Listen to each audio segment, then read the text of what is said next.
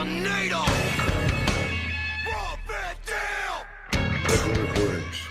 There we go. What's up, everybody? This is Dominic DeAngelo of SEScoops.com. You may see me here right now on the premier streaming network, but I am here for one of a kind with the star of the show, Mr. Monday Night, Mr. Thursday Night, every day of the week.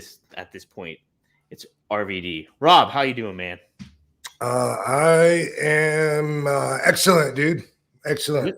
Just like always, man. No doubt about it. Happy Thursday and happy whatever day y'all are watching this. Happy today. Happy today to you guys. So, Rob, wanted to start off kind of just seeing what your thoughts about with yes, that's what I was going to bring up. So I don't know if you heard Hold about on, we get start right into it. Let's let me tell you one thing first off. Usually I got a couple of things laid out there. It's not really that bad. I had a couple of things laid out there. I wanted to show you the kitchen counter in use because I got a message from Taz, and he said he tries to catch our clips when he can, and he said he always thought that was a green screen. Oh, really? Yeah. And he said he saw my dog back there or something and popped because he realized it was just my cool ass house. Dude, your setup is fucking sweet. No doubt about it. We're always working on it too. Always working on adding to this house and switching it around and stuff. It's cool having two creative people that don't mind changing a living room into a strip club. How long have lived at that place?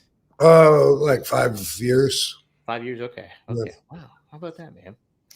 Well, sweet. Well, what I did want to start off with before we even get into any kind of wrestling, did you hear about the news about Ohio? Ohio? Yeah. I don't know. So this week with the election stuff going on, apparently it's legal now in Ohio for recreational marijuana. Oh, okay. Yeah. No. Yeah. I didn't realize. I'll look that up because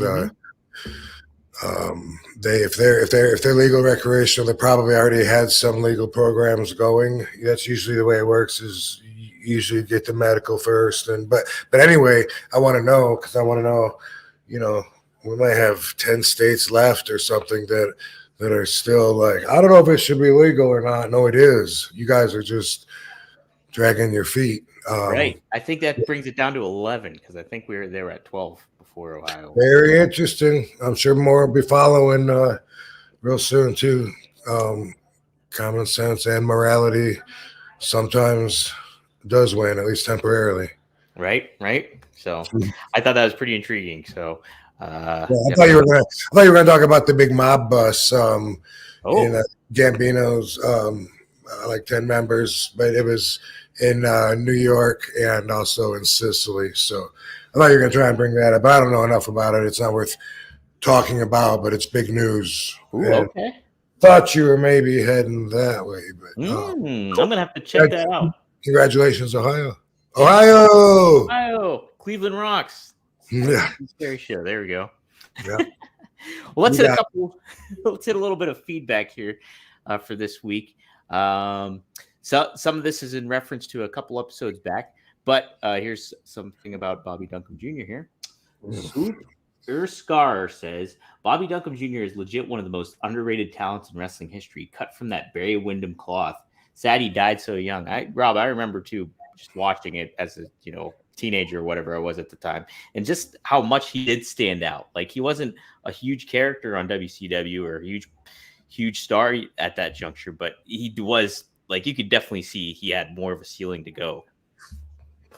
He had a lot of charisma, and he could work. And it's funny because his body was so beat up. Me and Sabu really became good friends with him, and we would always make fun of him and tell him that he was like held together with tape, which he would tell us and show us, and I could tell in the ring, the way, I don't want to say wobbly, but when he would just run across the ropes, I mean, it looked sometimes like things were like falling apart as he's running or whatever. That was like part of the big man cowboy style that I got used to appreciate, because it wasn't so formulated and conformist, like people want to all hit the ropes the exact same way because that's how they get taught in school. And don't know if you ever noticed, but RVD doesn't hit it like everybody else.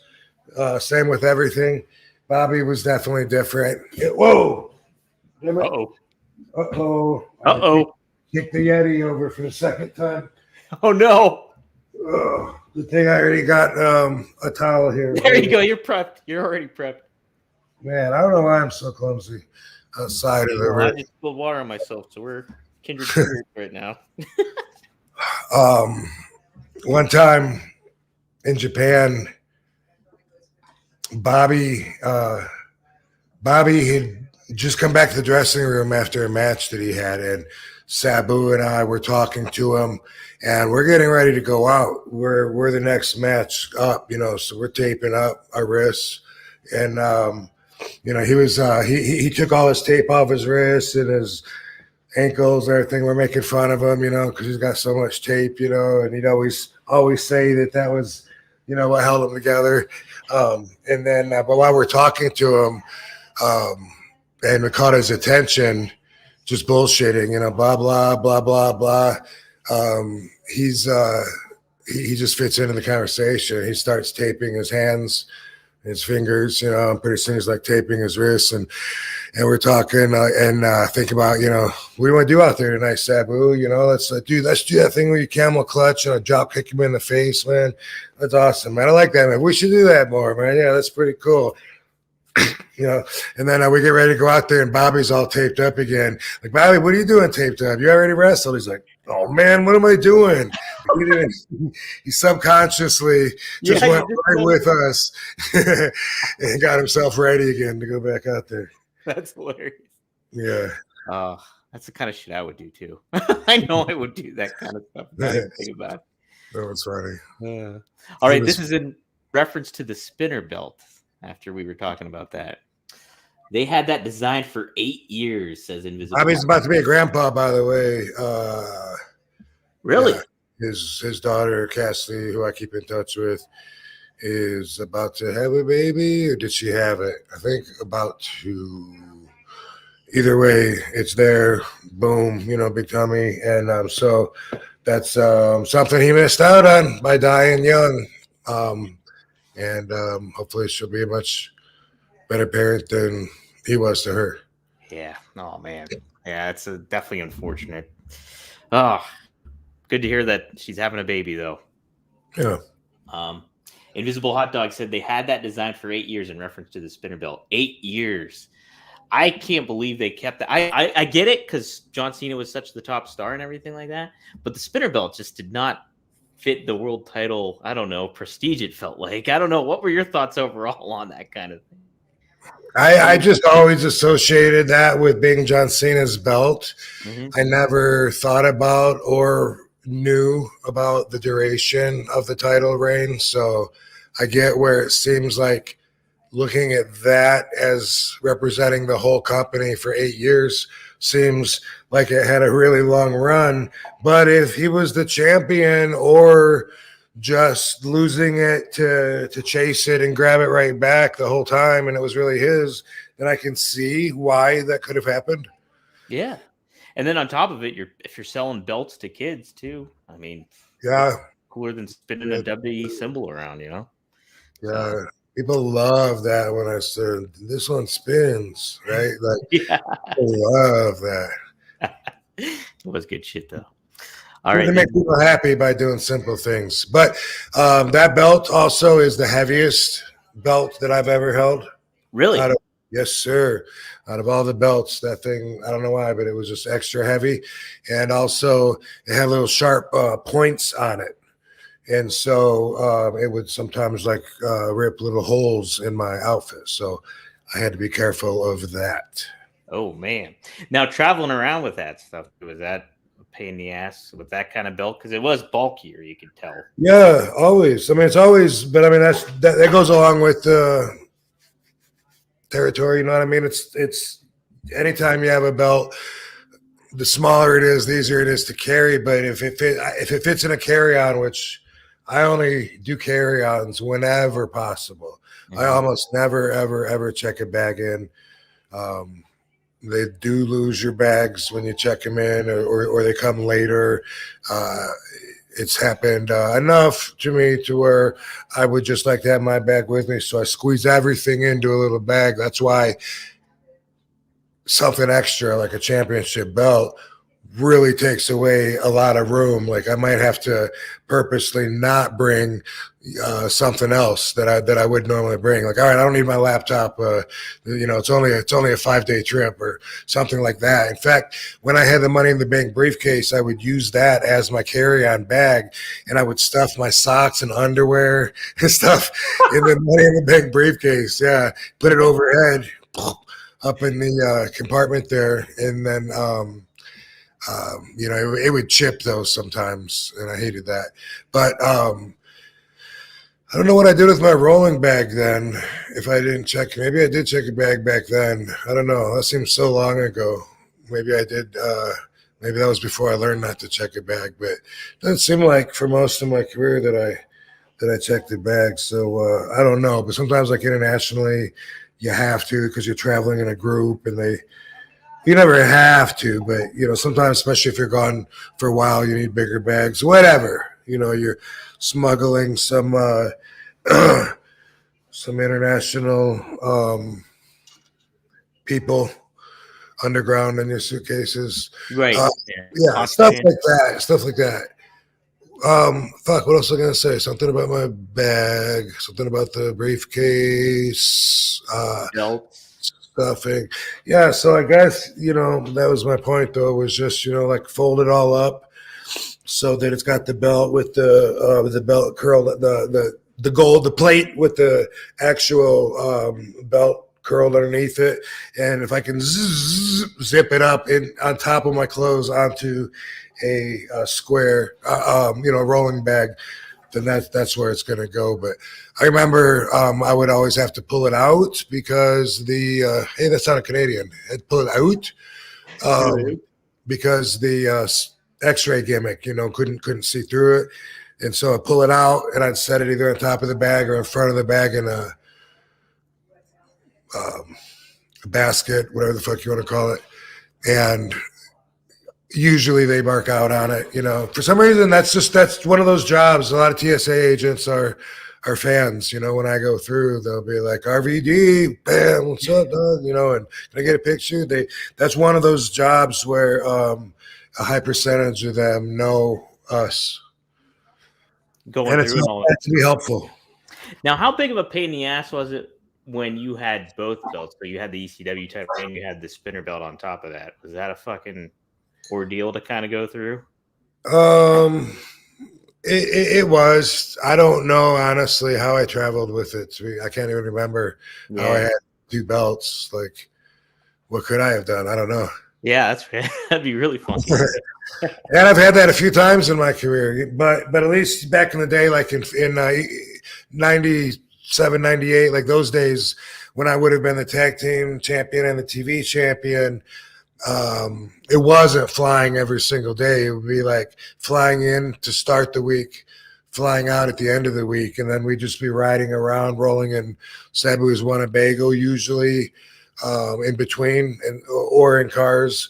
So that wouldn't be as hard because it's a pain in the ass to travel anyway. Like if you're a perfectly healthy adult, checks in perfect, homeostasis, everything, it's still a pain in the ass to go through the process of the lines and all the things you got to go through to get to your plane. So the more you know the system, obviously the better it is, the easier it is. But anything that works against you, then you can expect that's a little You could say that, compare it to you got an extra duty at your job. You got to work and you got to clean extra, or you got to work a little extra long, or you got to take care of another group of people you didn't have to take care of that now you're responsible for. Put it like that, like it's a job task. So it's all good. Yeah. Got promotion. Now you're in charge of carrying 2 belts. Quit bitching about it. Right, exactly. Oh, here's what I wanted to say too. This just popped okay. in my head. The greatest secret in the business. I never, ever, ever heard this. Ever. Only did I experience it firsthand, and people don't talk about it really. So maybe it's not meant to be talked about, but fuck, look at me running my mouth like a fucking rat. But anyway, when I got the WWE Championship belt, all of a sudden, then I got bumped up to first class. Really? Yes. And if it was an airplane that didn't have first class available because the airplane was too small or whatever, they would literally buy 2 seats, and I'd have the seat next to me open, and they were both mine. And I never heard that. So I was like, whoa. And I talked to Ray about it, and he said, me too. Me too. He says a lot of times people try and sit in that seat because they think, because I'm like so small, they think, oh, he doesn't need both seats. And I tell them, so excuse me, I actually paid for both of these seats. And, you got to tell them, and, they get mad at you and stuff. And which I've had that too, and they're like, must be nice. And I'm like, well, maybe someday you can be world champion. Do you have a title? Because I do. Right. But it's something that's amazing that, as soon as the belt was gone, so was that first class status. Damn. So that's the added perk right there. How about secret. That? Super secret. Man, I want to be champion. I mean, a lot of the guys probably have first class in their deal anyway, and and the more seniority you have, then usually you build up to that with the airlines. But that was like, didn't see it coming, didn't see it going. Maybe I did see it going. Paying them dues. Quick follow-up. Did Joel airbrush? Oh, Gardner? No, Joel, your airbrush guy. Is it Joel, right, or is it Joe? Oh, Joe. Joe. Okay. Did he airbrush your briefcase? Yes, absolutely. Oh, okay. Absolutely. And that was his fucking ballsy move. Like, as soon as I won it, he told me to send it to him, or I gave it to him in person or whatever. And he'd already, what he did was he had one in rotation. So he said, how's it? Is a Halliburton briefcase. And he just, boom, he gave it. So the one that first had the airbrushing on it wasn't necessarily the one that I won, but I didn't even understand that at first because I think I gave it up and then got that one. I don't think it was the other way around. I didn't have 2 at the same time. Boy, that would have been hard to travel 2 fucking briefcases.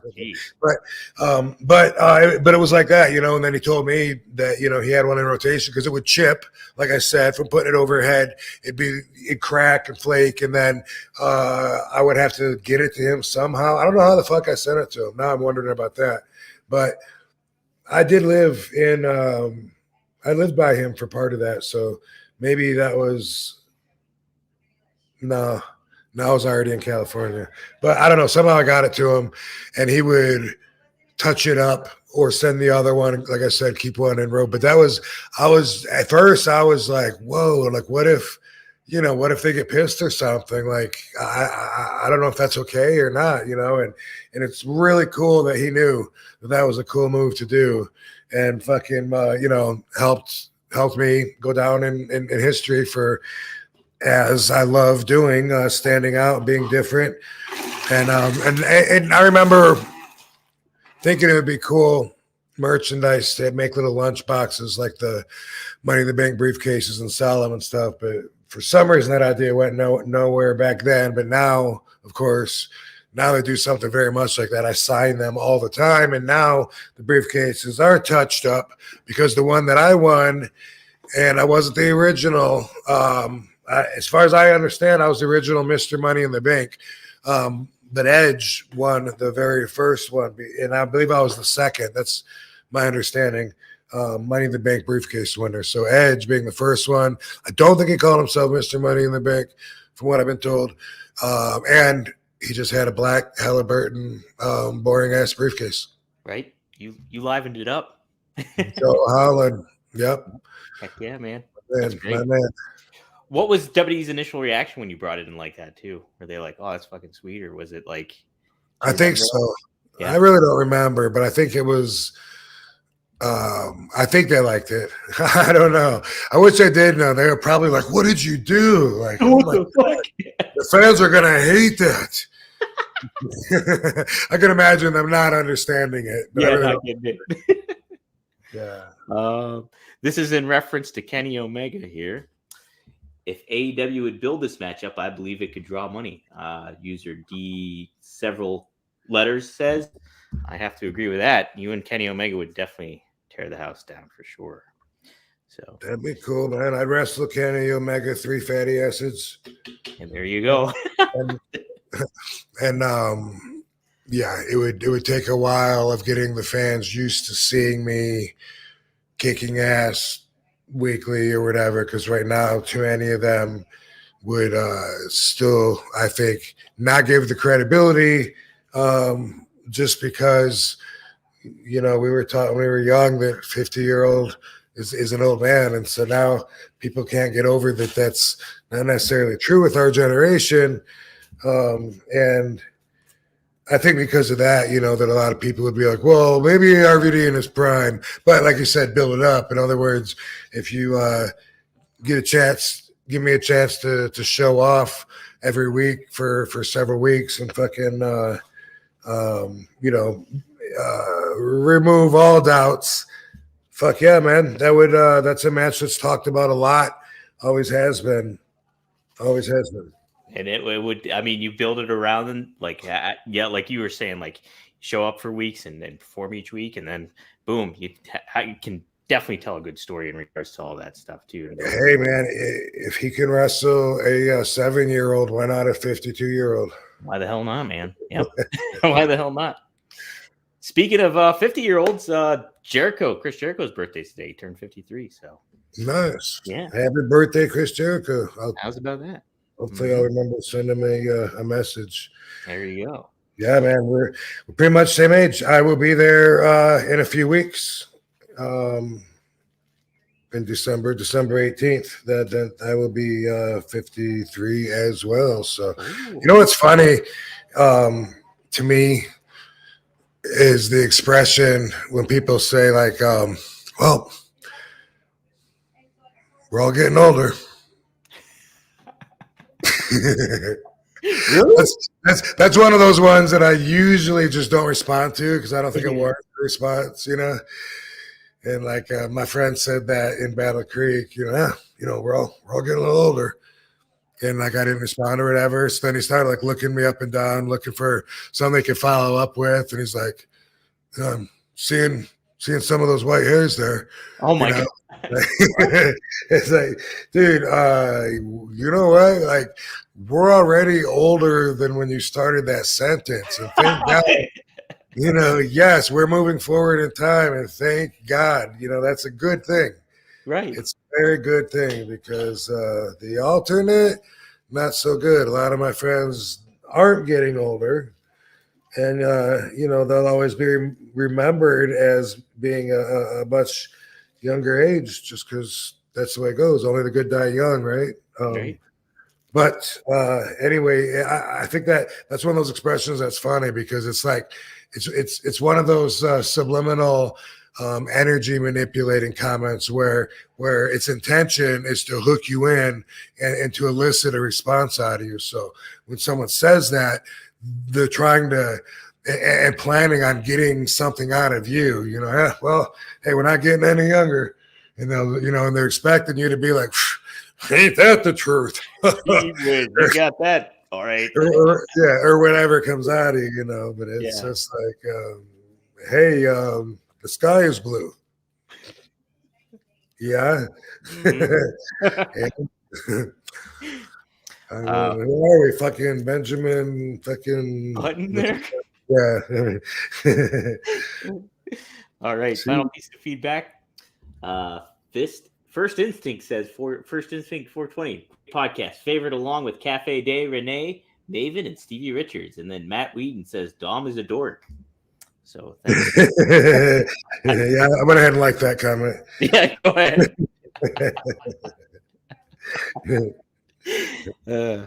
All right. So what I did want to talk. The dope and the dork. That's what we can call our new show. There we go. Open the dork. I like it. Yeah, I'll bring the dope. I'll bring the dope. Dope and the dork. Yeah. What a guy.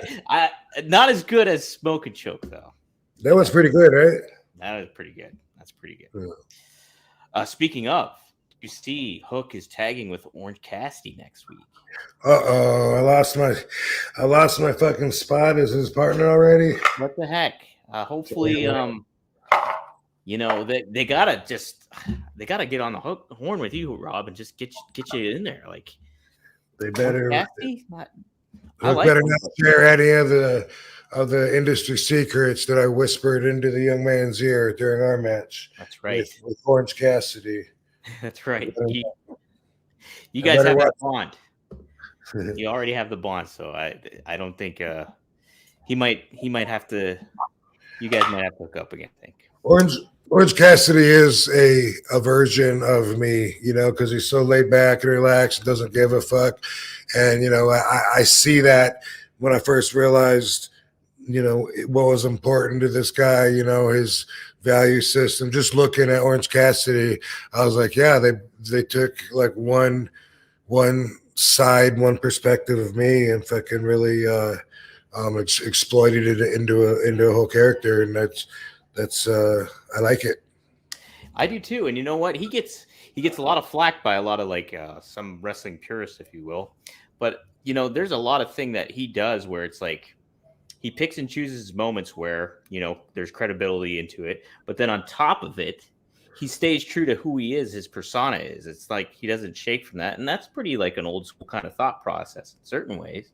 So it's just got very modern. I don't know, like I dig the persona. I think it's different, and I recognize that vibe in myself for sure.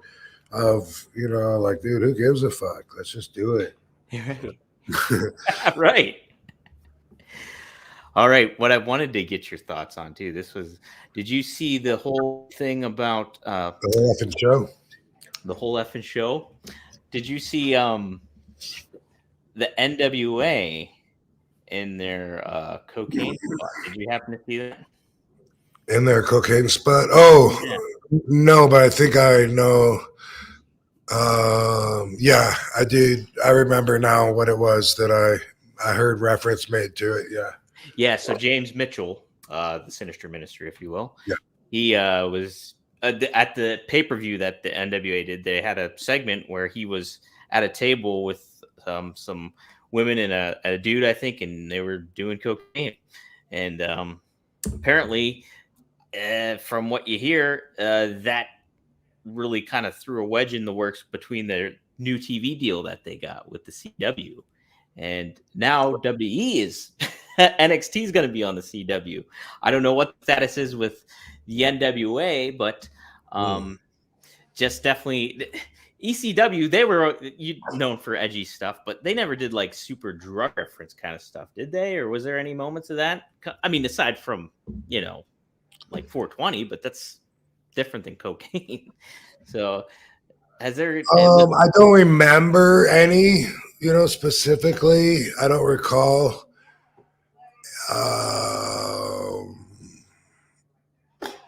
But I could see where maybe it could have been relevant, I mean, depending on what you think about censorship and where you draw the lines on, free speech and creativity, because I'm thinking of this movie like I was a kid when I saw this movie, and I didn't understand it at the time, but it was a Chevy Chase movie called Modern Problems. Mm-hmm.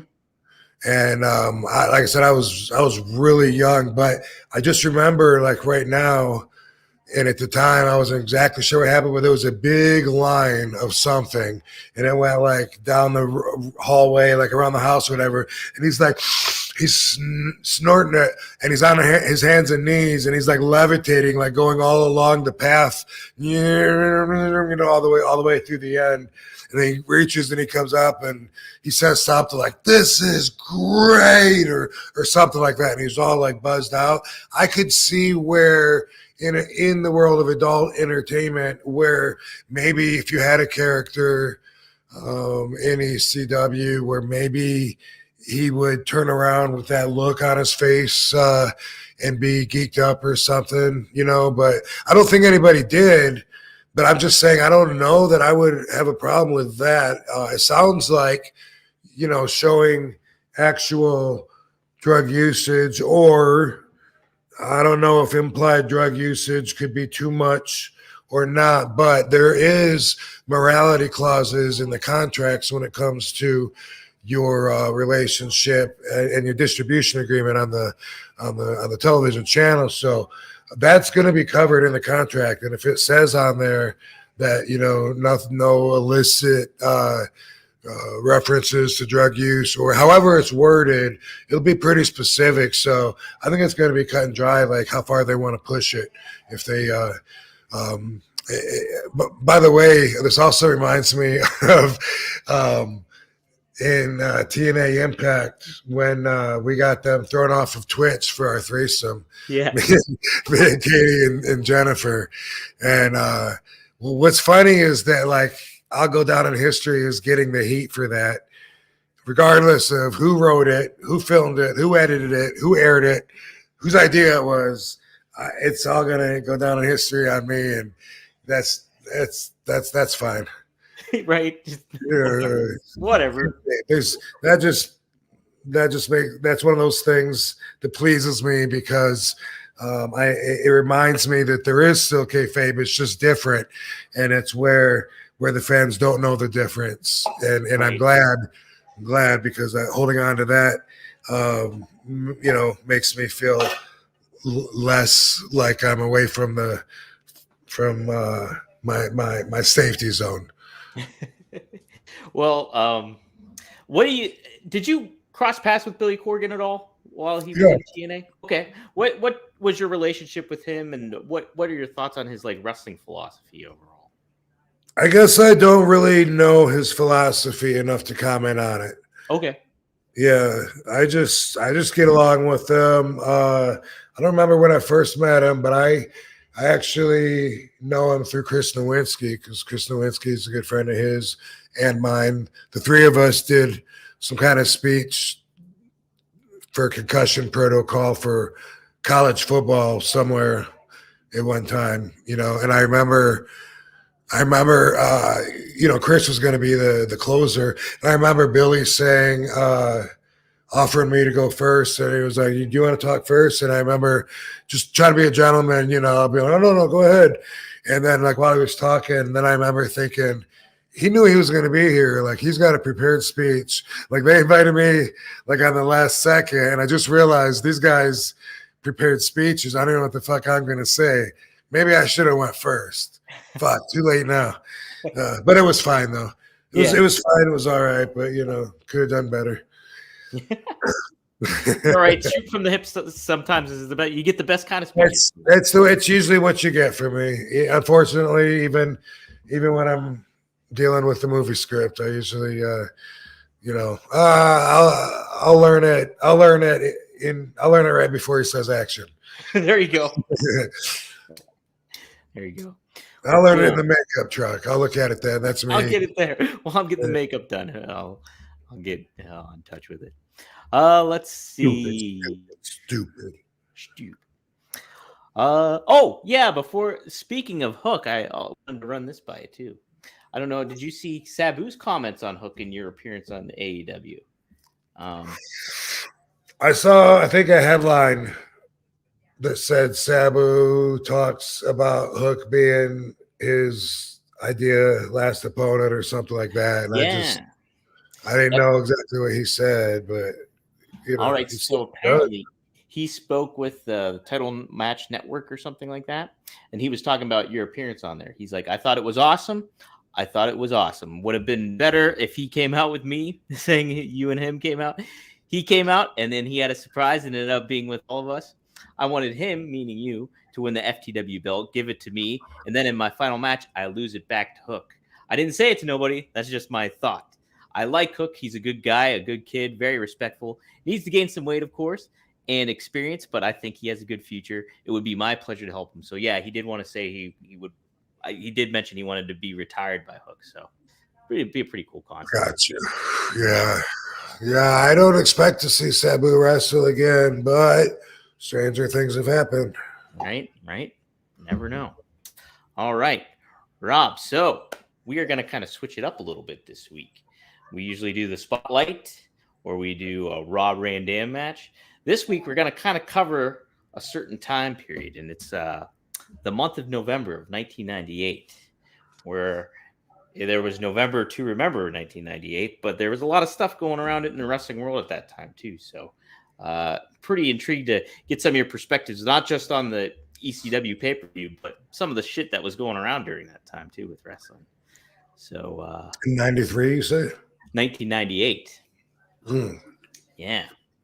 So the match that you were participating in at the time was the Triple Threat versus the new Triple Threat. So you, Taz, and Sabu versus Shane Douglas, Bam Bam Bigelow, and was it? Yes, Chris Candido, correct? No, yes, Chris Candido. Okay. So, but I did kind of want to start off with what was kind of circulating around that time too, even beforehand. And this was in WCW. I wanted to see if you kind of remember any of this aspect of it all. So Halloween Havoc 1998 took place on October 25th and featured the rematch of the historic WrestleMania 6 battle in the Toronto Dome between the Ultimate Warrior and Hulk Hogan. This match was pretty much a mess, as there was a missed flash paper spot where Hogan got the tainted win with the help of his nephew Horace, but the flash paper, he almost tried to do a fireball when it get like akin to the Sheik, but it did not go well. Right. So when you were a fan, you were a pretty big Warrior fan, is that correct? Yeah. Yeah. Okay. Did the original WrestleMania match between him and Hogan stand out to you as a fan back when you were watching? Was that like one of your big matches as a kid, or not? You weren't necessarily a kid back then. Right. That's the thing. Like around that time when I first got into the business, sometimes in my mind, I'm trying to remember, like, was I already in the business, or was I a kid still watching it, at home with my parents? And, I do remember when Hogan and Ultimate Warrior wrestled each other. Was it SummerSlam 4? No, WrestleMania 6. 4. Oh, so, yeah. What year would that be? I want to say 1990, I think. Okay, so then I would be like schooling, maybe or maybe not. Have my first couple of matches around the Detroit area at that time. But I remember that because I remember me and Dango going over to Brian Livingood's aunt's house to watch this pay-per-view, and I was really excited about it. That's the way I remember it. And we were playing on the trampoline, jumping on it, doing wrestling moves. And I actually have a video recording of that Really? That afternoon, us waiting for the show to start, playing on the trampoline. And as I remember it, I remember being that match. So, but for some reason, I also remember it being a Survivor Series, but I think it was, I just thought that, I had that mixed up in my head. But so there was that, and it was really important to me because I thought Warrior was awesome, and I thought he was really getting his roses, his flowers, his just due if he was going up against the immortal Hulk Hogan and going head to head. Like, holy crap. And having the muscle intensity to back up being in that spot, to still be such a show that we're going, oh my God, look at that freak, when they're both just, just all that muscle and flesh and just boom, Can I use the word homoerotic and piss some fans off here? Absolutely. Okay. Warrior, like I probably discovered him not long before that. So, it's probably 17, 18. I don't know how long he'd been in the WWE. at that point. Probably But like a couple of years, I think. Maybe yeah, so I saw him when he first came in. That's when I was a super fan. I was going to be a wrestler. I was doing the kickboxing. I just put that poster up on Instagram. Did you see that? And yeah, on I Twitter? did with you and Dango. From 1988. It's great because Yeah. I'm like this, and his arms look bigger than mine. So I took a pen and drew, tried to like draw above the cutout, you know, and then I ended up drawing over everything to try to make it blend in or whatever. And it's hilarious. But 1988 Summer Jam. That was a good gem to find when I was visiting my parents in Florida a couple days ago. That's pretty sweet. But anyway, yeah, during the time, Warrior, when I was hitting every show, you know, within 90 miles at that time, super fan. And this new guy, Dingo Warrior, came in. I don't know if you knew that, but he was the Dingo Warrior. Mm-hmm. Yeah. Blade Runner with Sting. You know what music he came out to? No, what did he come out to? Yeah, you wouldn't believe this because it was so. Robert actually made fun of me. He was one of the four of us that were wrestlers. Me, Dango, Robert, and Eddie. Eddie Hawksworth was at the Kellogg Center a few weeks ago, so it was really cool to see him. And Robert Jackson's in Miami, but we would have tag matches every Monday at the Robert Dome. And when I was, you know, really excited about the Dingo Warrior, like, oh my God, he's the best. I love him. Robert would make fun of me because of his song. He came out to Pat Benatar. The Warrior? Yes. I am the Warrior. Yeah. Yeah. That's awesome. Isn't that funny? That's what they brought. That's what they had for him to come out to. I saw him at house shows in Lansing and Indiana and wherever around the area. Yeah. Beating down the walls of fire. Bang, bang. Bang, bang. I am the warrior. I don't know. It was funny. But anyway, that dude, you know, he was so intense and I was just captivated by him. I thought he was Achilles reincarnated because I was really into Greek mythology at the time and he was everything that I was reading about. So it helped me picturing Ultimate Warrior out on the battlefield, slaying all the Trojans, making way for the Greeks coming in off of the beach, heading towards, you know, the walls of Troy. And it was just like, dude, yeah, I just totally pictured him. Yeah. And it was, I thought they were like interchangeable. And I think he said that too in an interview or something. I was like, of course. Yeah. Was he your number one guy then? Like he was at that time. Yeah. My number one guy changed around here and there. You know, for a lot of time it was Leaping Lanny Poffo. Mm-hmm. I liked Lanny a lot because he thought outside of the box, did moves that were exciting to me, even though it was just like flying head scissors. That wasn't done back then. A monkey flip. Oh my God. That was extreme for back then in that style. So he was my favorite, but I don't remember like ever being like really passionate about him like with the Ultimate Warrior, you know what I mean? Where, you know, he just had so much intensity and that was his vibe. And so he inflicted that upon other people and then we all caught into that, you know, want to beat our chest, you know. Yeah. Spirit. Who else was my favorite for a while? I don't know. Hogan was probably for a minute. Hercules was when he was wrestling against Hogan. Yeah. Yeah, I liked Hercules Hernandez then.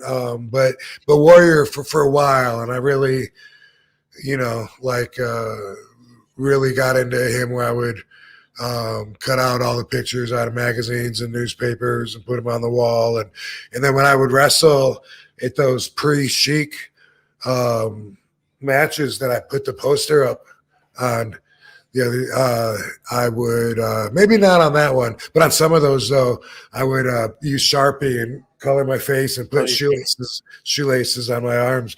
I was the Battle Creek Barbarian. Nice. And I do have pictures. I do have pictures, but no video.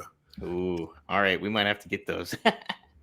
Yeah, we should have a bulletin board or something for the show to like every week when we talk about shit, we could throw stuff up there. Yeah, I would like it. I think that would be really cool. How do we monetize it? Yeah, how do we make money off it though?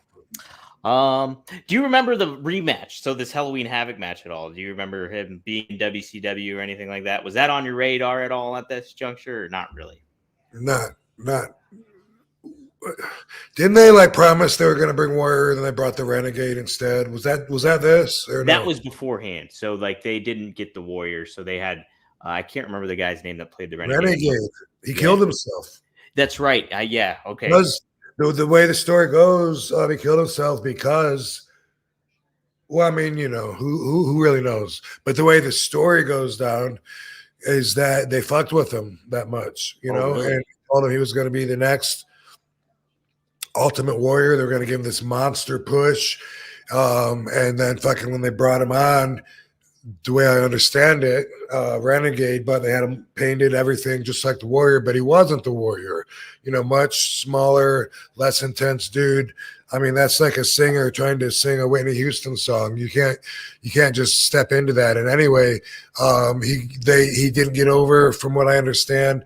And then they kind of kicked him to the side and treated him like shit, and did some of the things that people in power can do when they lack empathy. And boom, he put a gun to his head and blew his head off.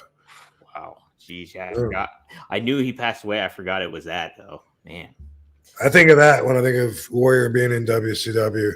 Yeah. That's the only thing I even think about with connecting that. And besides that, I just think of him as being in WWE. But I know he came in after that, right? He did come in after that, yeah. And then they did a big angle. He was there for a few shows, but he didn't last long.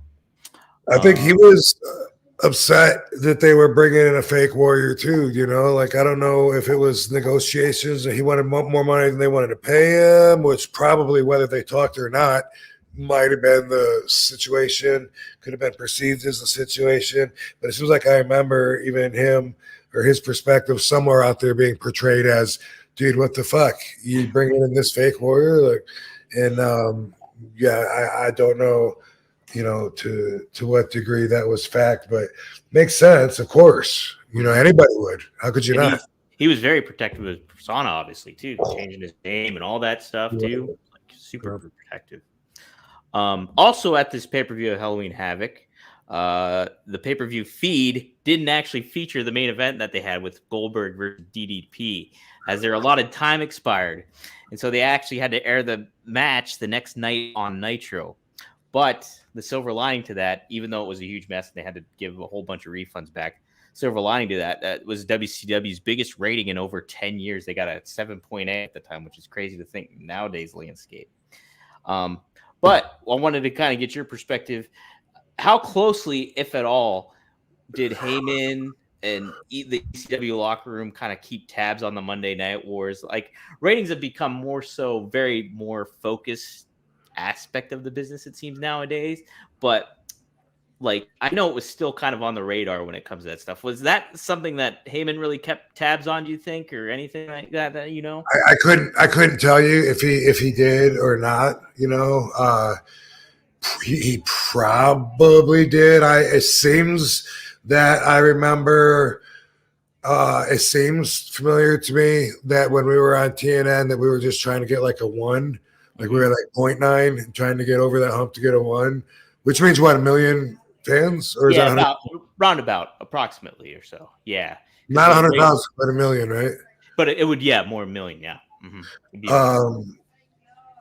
But I mostly did my thing, so I can't really tell you that much about how other people cared about it. But we were watching and comparing it, and that was part of our weekly meeting. Was like, hey, nothing on the national network was drawing above a 0.3 before. Now we come on, we're 0.9, the highest rated show all week, and they're not doing shit for us, not anything. They're not advertising our show. They're fucking us. What the hell? And that was the way I remember it. That was always the situation that we were in back then, because they just showed Fishing and Dukes of Hazzard. It was a national network, and then it went to. No, it was Tennessee. I don't know.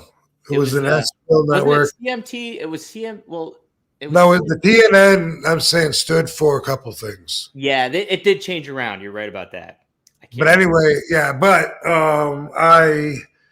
did I talk about the full circle relationship I had with the Warrior? No, I don't think you have. Because it's worth mentioning. So we talked about what a fan I was of his. Right.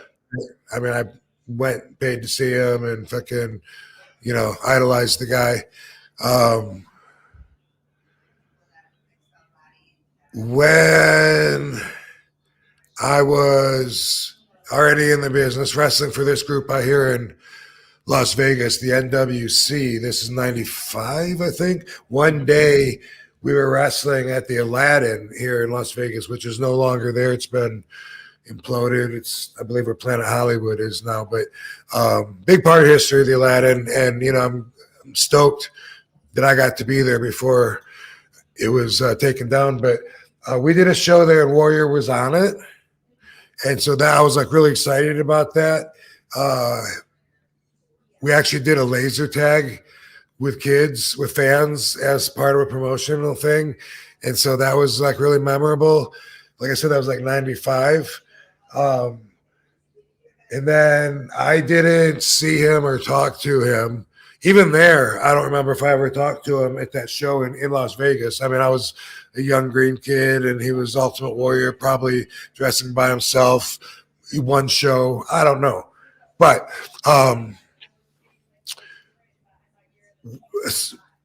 see, I don't know what year this would be, 2010-ish, let's just say.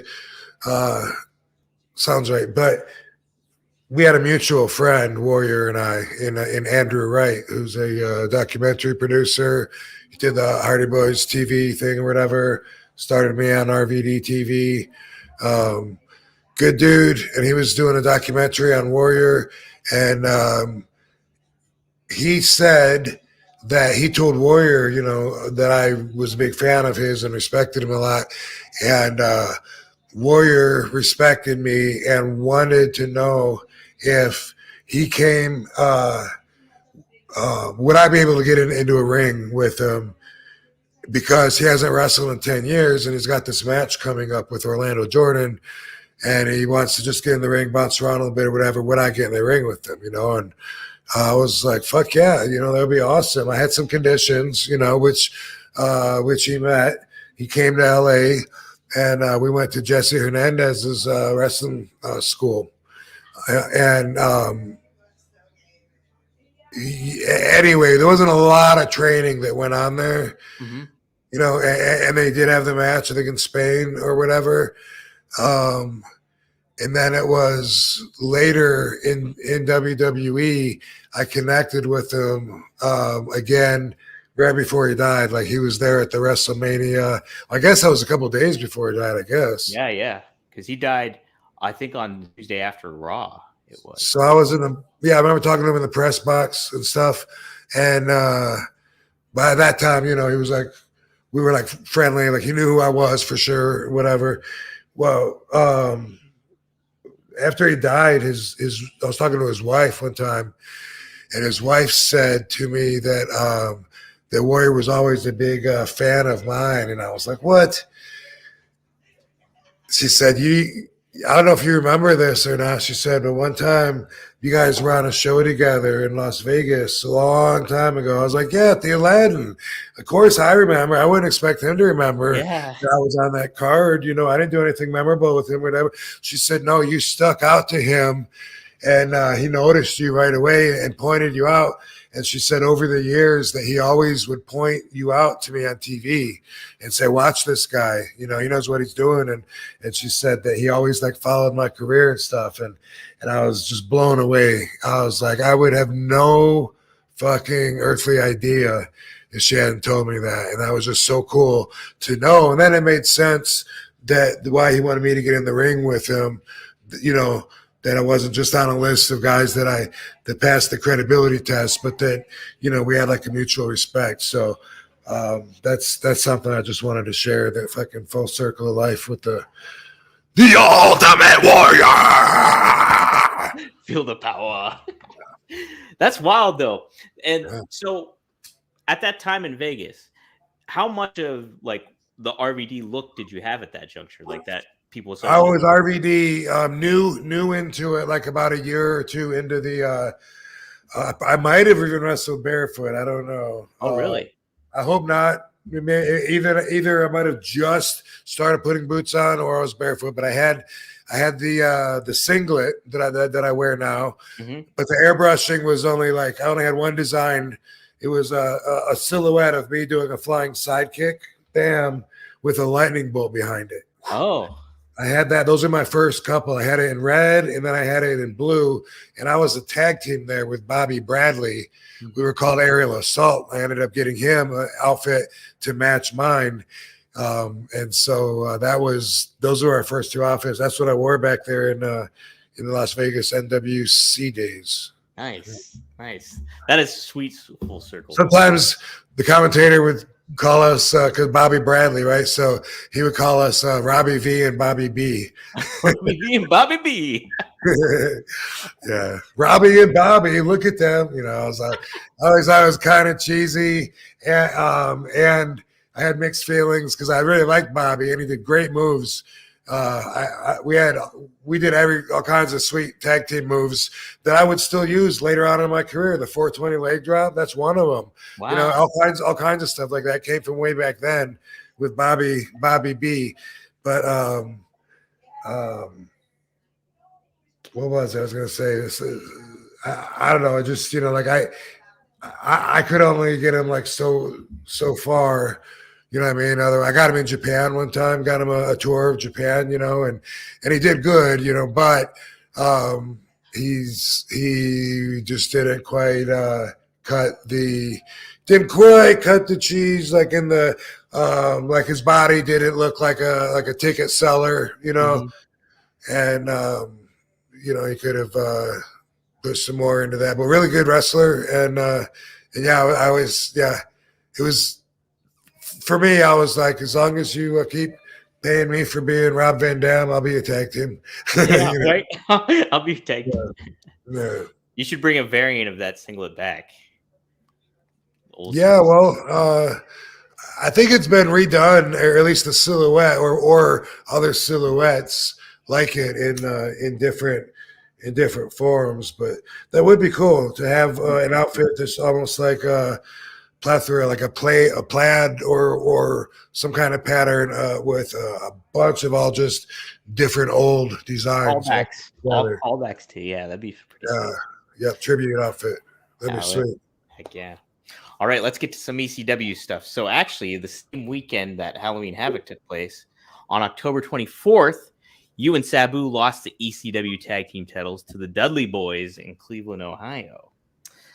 And then Meltzer reported at that time, too, that Sabu suffered a smashed-up mouth in the tag title change match when Van Dam threw a chair at him, and he didn't catch it.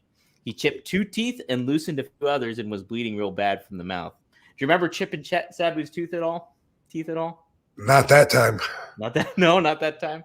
Have you ever had chipped teeth? Yes. I've never had chipped teeth. Is that pretty painful?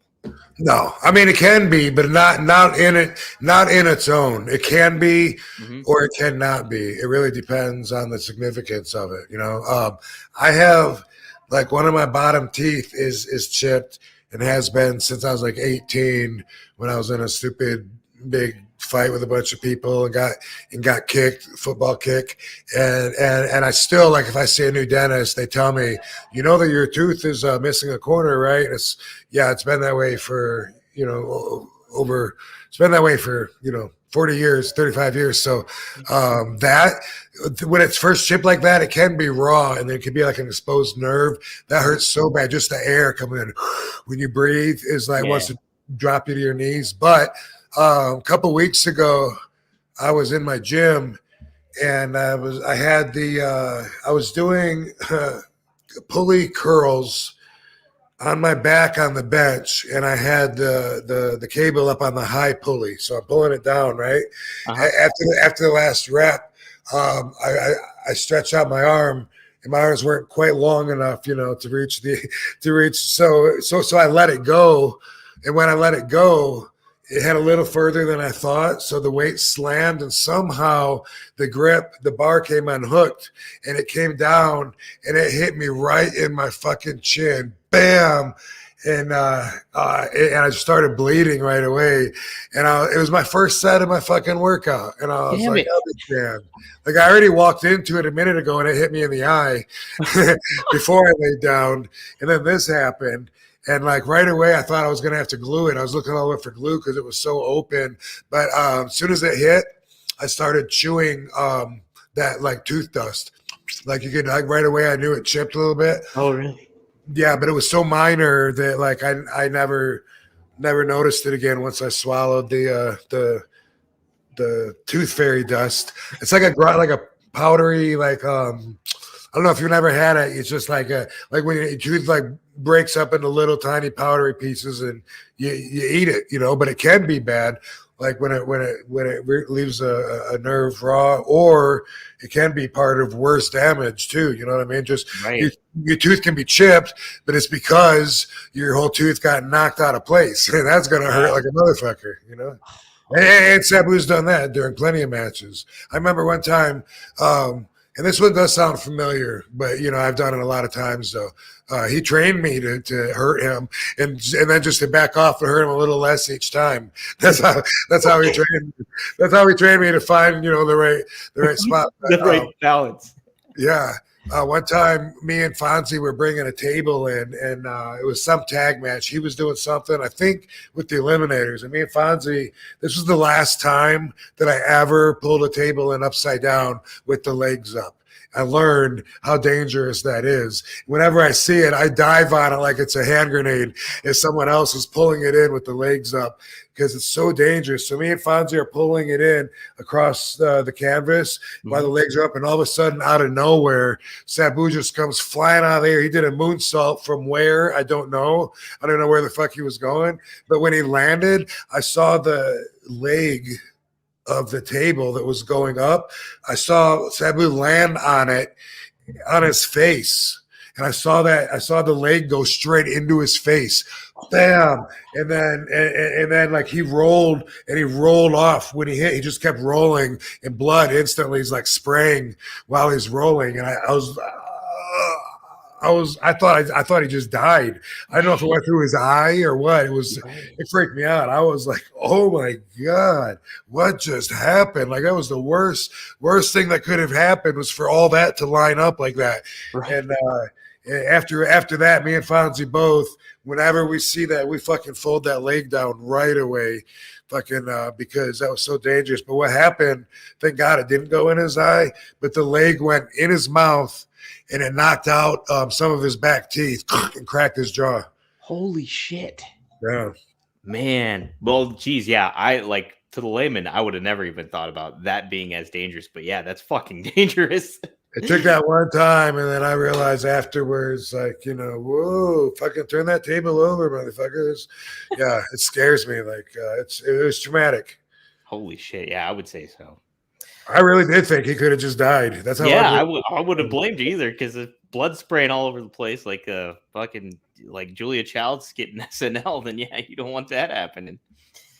Okay, so the next night on October 25th, you were in Altoona, Pennsylvania, and you retained your TV title against Jerry Lynn. Rob, that's my neck of the woods, is Altoona. Do you have any memories of Altoona, PA? Is that the Java Mosque? I don't think so. Maybe. So I don't know, dude. It's Pennsylvania, basically. Yeah, I remember that was one of the towns that became one of our regulars. You know what I mean? But I'm not sure I can distinguish it in my head. Especially, I'm looking at the interior. Some matches I had. Was at the Lulu Temple? Was at the Java Mosque? Was Altoona a different building than either one of those? There was also the Body Slam Arena or whatever in Reading that was not too far from there. That was in our rotation. So, Jim Thorpe, which I do remember that one. That one sticks out. But all those little shitty towns were in rotation. And I remember wrestling what was dude's name? Like, I forgot about this. Mac, big dude. I forgot about him. He would have black pants on that had like white skulls on it. Oh, He was really, really big guy. Who I had this finish for a really short while that Sabu gave me. That was like basically a brain buster, but off the corner. I think standing on the second rope, and I picked the guy up and like bring him down. But the trouble is, I was breaking necks. Hack Myers, that's the guy I was trying to think of. oh, okay. You remember that guy, Hack Myers? That name sounds familiar. Yeah. I think I wrestled him at Altoona. That pops up into my head, and I think I heard him with that move too. Oh, damn. Hack Myers. Okay, I'm gonna have to Google him because that sounds familiar. So Meltzer reported too that Lynn was all banged up after the weekend, but it likely won't keep him off the pay-per-view that he was saying, because he eventually did fight Lance Storm at the pay-per-view. But he was talking openly, wondering about his future in wrestling. You can't hold Terry Lynn back. Don't even try. Yeah, that's right. He's just gonna go. So Meltzer says that he was talking openly, wondering about his future in wrestling. Do you remember Lynn actually questioning like his future, like what he was gonna do at that juncture? Like, was that typical of him, or did he ever do that kind of stuff? Not that I can recall. Yeah. Sounds like an angle. Sounds like an angle. I don't know. Yeah. When Jerry did tell me he was done, he was done. You know, and that was when he was 50. He turned 50, and I wrestled him in Impact Wrestling for that. It was a hardcore match, but I can't remember what they called it, like a heavy metal death match or some shit. They did. I think that's what Mayhem something. Full Metal Mayhem? Was that it? Full Metal Mayhem? Maybe, perhaps something crazy like that. And anyway, I remember he was telling me that was on his list of obligations that he was knocking out, and he was going to fulfill the list and then be done. And I was like, no, dude, come on, man. Let's man, we got a bunch of matches we can still have. You know, you're one of my favorite guys to work with. And as far as I know, he's stuck to it since then. And I just heard that, that Tony wanted him to. Will you tell me that? This was a long time ago, but that Tony wanted him to. No, someone was talking about him, them wanting him to work something with Perry, with the Perry, Jungle yeah. Boy? Mm-hmm. Someone was telling me, I know who it was now, but it was a conversation earlier, and they were just telling me Tony had this idea, and then they were going into it or whatever, moving forward for a while before Jerry was actually asked, you know, can you wrestle? And he was like, oh, I can't wrestle. I could be crippled if I go in there. If I get in the ring, shoot. Oh, dang it. I can't do that. No, but anyway, I don't even know. Don't even know if it's true, but it was a conversation earlier and it's relevant. So boom, eat it. I like too that Jerry is so like considerate with his words and stuff like that, but he's really into death metal too. I just like that. I think that's great. Yeah. All right. So Meltzer also wrote that Heyman had considered bringing in Yokozuna to do a job for Spike Dudley, but the Louisiana Commission, because it was taking place in New Orleans, was November, do you remember? The Louisiana Commission told him he couldn't because of all the commissions respect each other's suspensions, and New York pulled his license due to the failing physical due to Yokozuna's obesity at the time. Did you ever have any interactions with Yokozuna? I have had two. One of them was I saw his cemetery plot because I lived right by there. He's buried in Rancho Palos Verdes in LA, and I lived right up the hill from there, where Louis Spicoli also was buried, you know. So, but there was one show, and it was in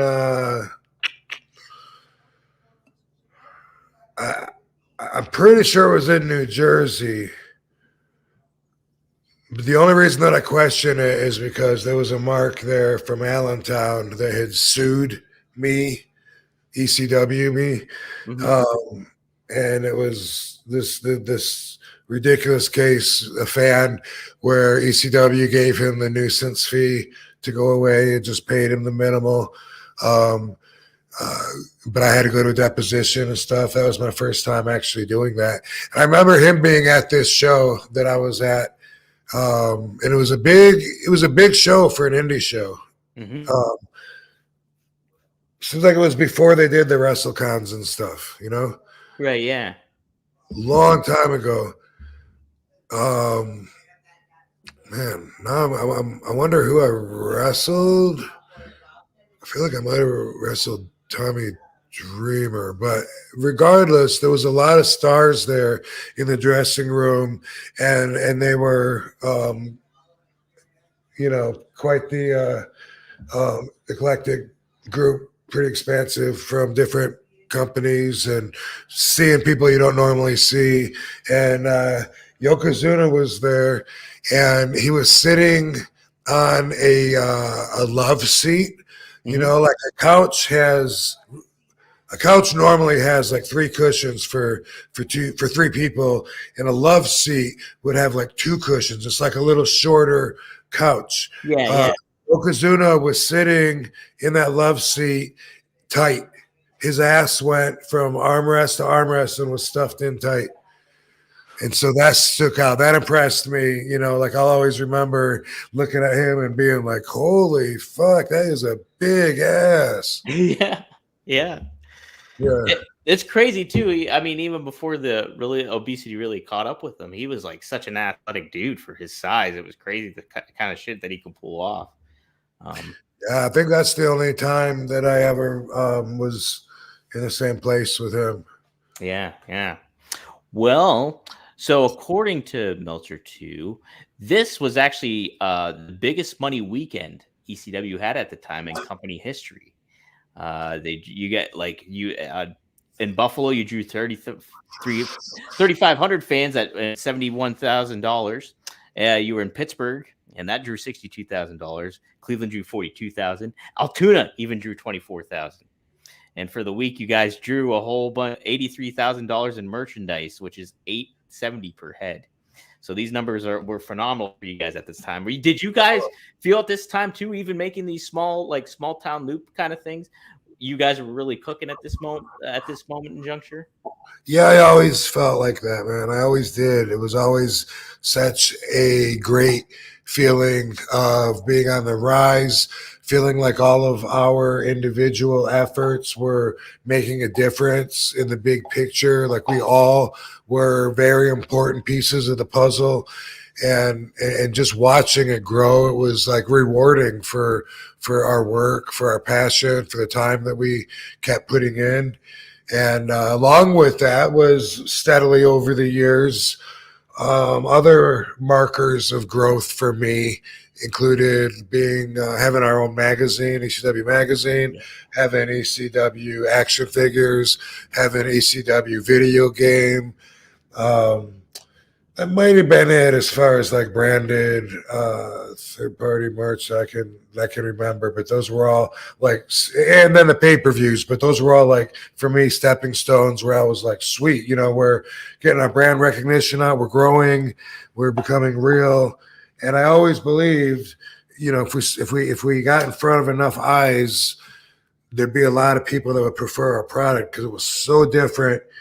And I think I didn't really give it enough bad credit for being counterculture, because to me that's just cool. I prefer it, but overall in the business world, when you're talking big numbers, you do want mainstream, not counter mainstream, not the little cult following, but you want even though as an artist, I loathe it. You know what I mean? I loathe cheapening myself down and trying to conform to their rules and stupiding myself down. Everything that's involved to hit the mainstream so that the status quo basic thinkers will get everything. But you got to take that all into consideration when you're talking about numbers and business.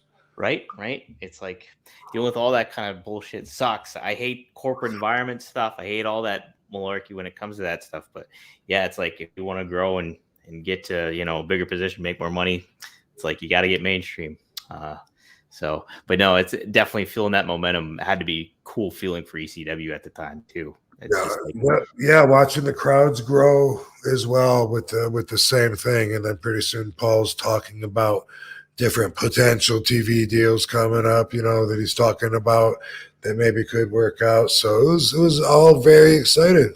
yeah, I would only imagine. Something else that was kind of exciting for the wrestling world at the time, on November 3rd, 1998, Jesse Ventura was elected as the Minnesota governor. And was a member of the Reform Party. Do you remember this happening, Rob? And like, what was the thought among the ECW locker room, I guess, and your colleagues at the time with a pro wrestler becoming a governor of a state of all things? He's like a flying Luenda. Did that suck? That was pretty good. He's like a flying Luenda. No, I don't know. I when I did the video game voice for help me out. Anybody, do you know there's a video game I did that's fuck. I didn't know you were voicing a video. Murder Mayhem, Murder Brawl. You know what that is? No. Murder Brawl. Okay. It's a popular game, but it's like God damn it. I don't know. Let me know below. Yeah. They did tell me, by the way, it was Twisted Truck Drivers or Twisted Metal? Drivers. No, this was last time we said, what was Joe C's band called? Oh. And let us know down there. And someone did say, I think it was Twisted Country Driver, Twisted Truck Country Driver. I don't know. Fucked up. Anyway, I channeled Jesse Ventura to do this character in this video game, and that right now I'm blanking on. So you don't know it either. I don't know it either. That's YouTube. Chris knows it. Bet he does too. Oh he was hosting the show, bro. He'd be like, "Oh, you mean this one?" Yeah. I didn't even know you voiced a video game character.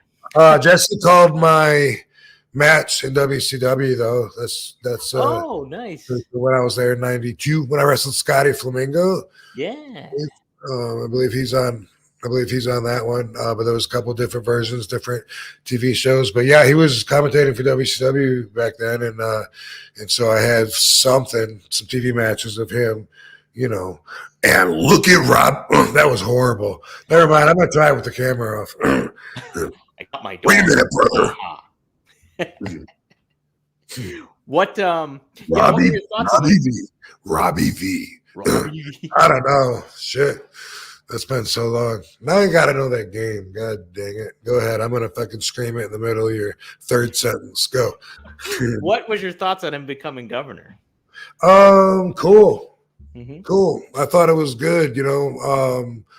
I didn't know a ton of his platform.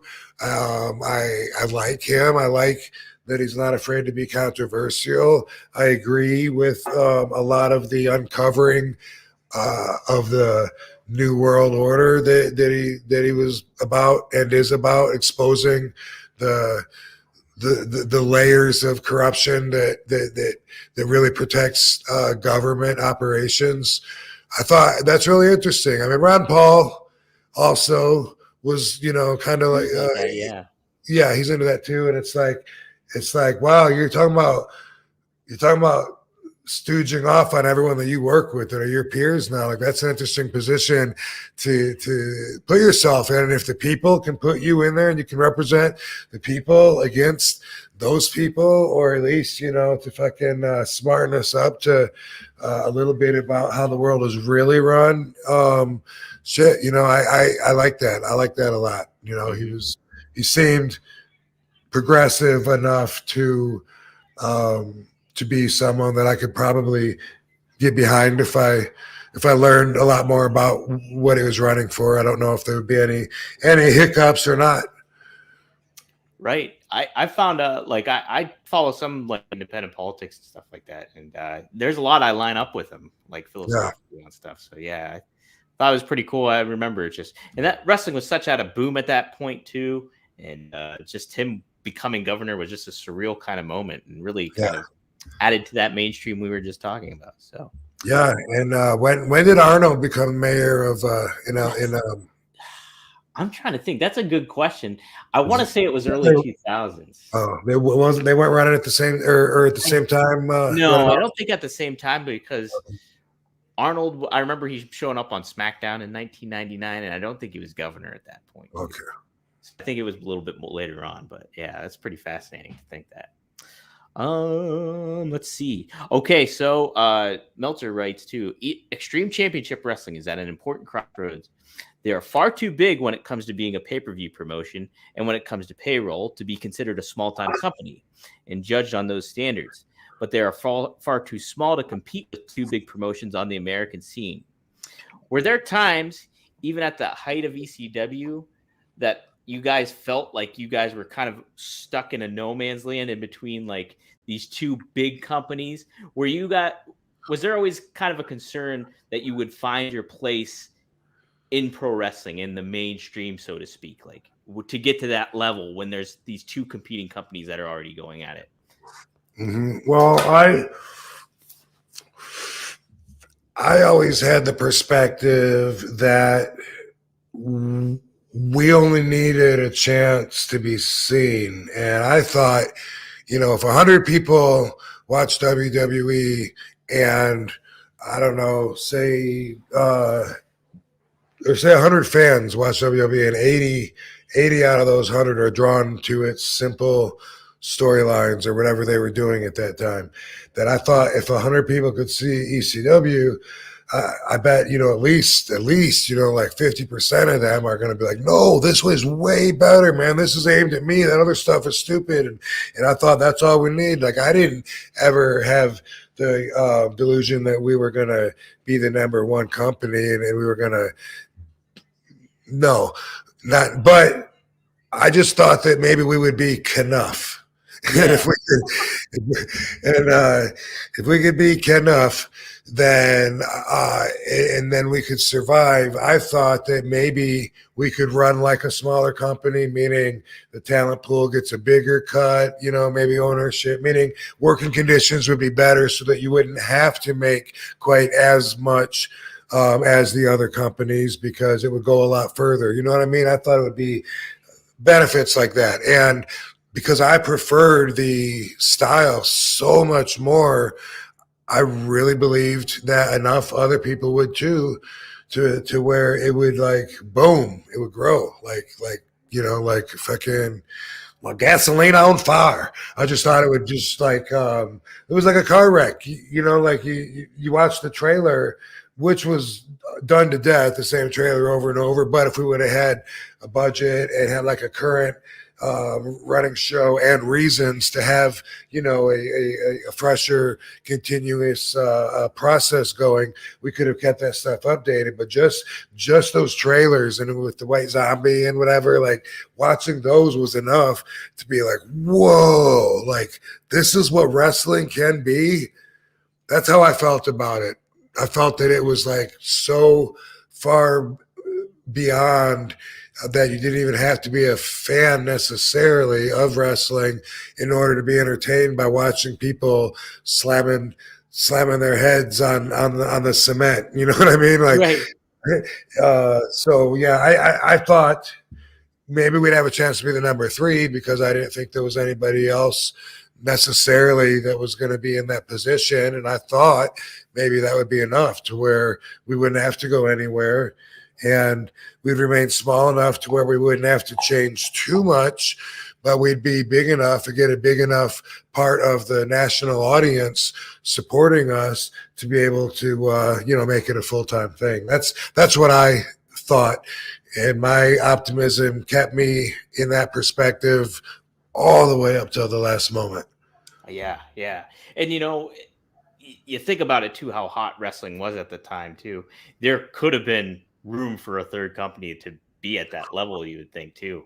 So, I mean, it kind of set up for how pop culture was back then. It definitely allowed for that, too. And ECW was just boom at any time. Like from the music standpoint, that was incorporated to it all, to how you guys were cutting edge in a lot of ways with how wrestling was portrayed in those days. It was just it's a good balance of things, and it definitely could have been seen as that way. For sure. It was a vibe.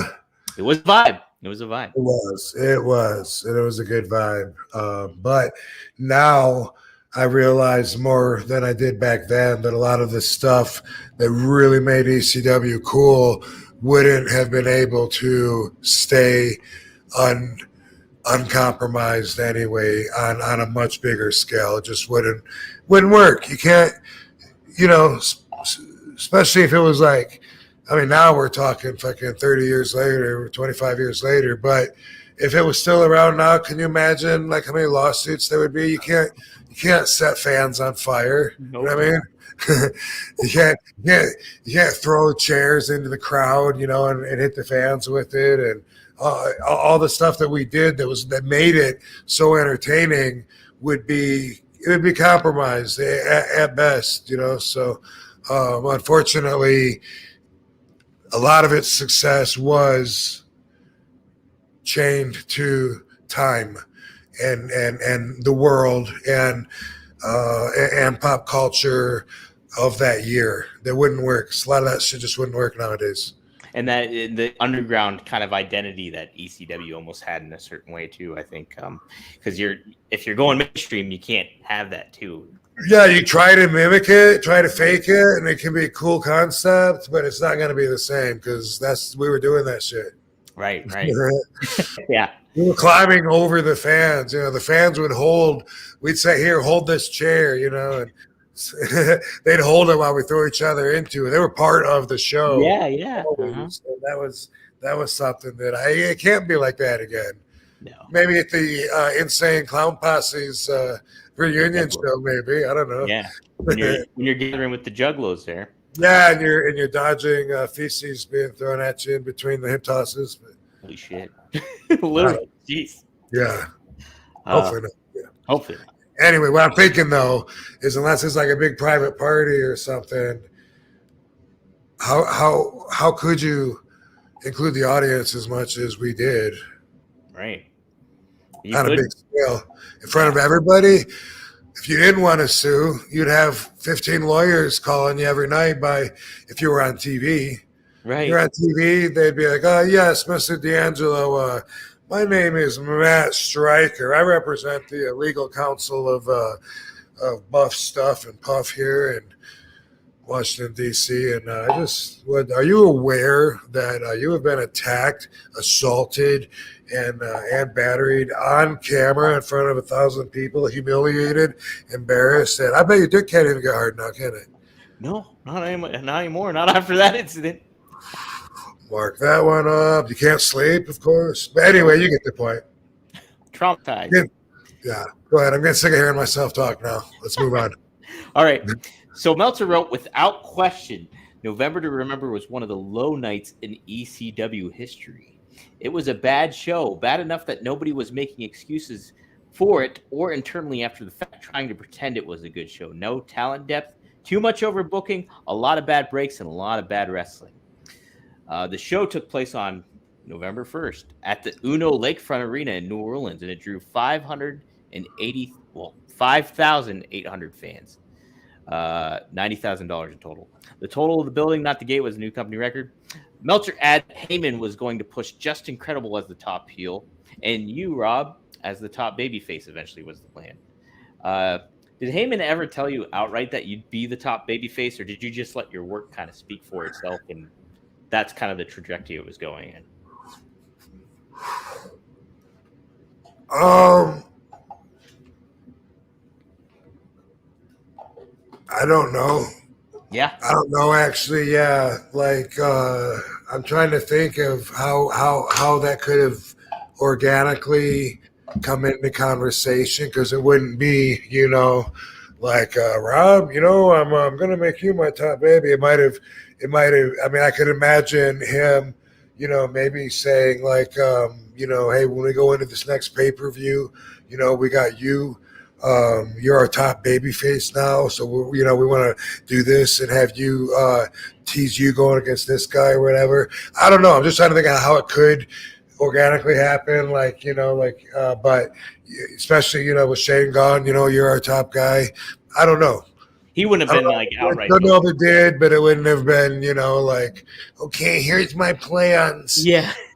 I'm gonna put you as my number one baby face, okay, and my number one heel, 911. 911. You're my guys. So yeah, he wouldn't have done something like that. It would have just been like in conversation for the most part or something, huh? Worked my way up into it, being the most over guy, and that's why I was the number one top baby face, and then I don't even know who it would have been. Would have been a challenge before I got there. Probably Sabu before me, and also franchise.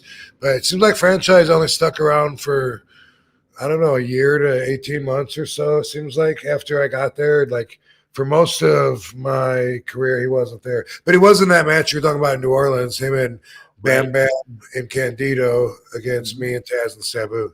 Right. That would have been maybe one of the last times actually I can remember seeing him there. But I mean the Beaver Dome was his, Pittsburgh.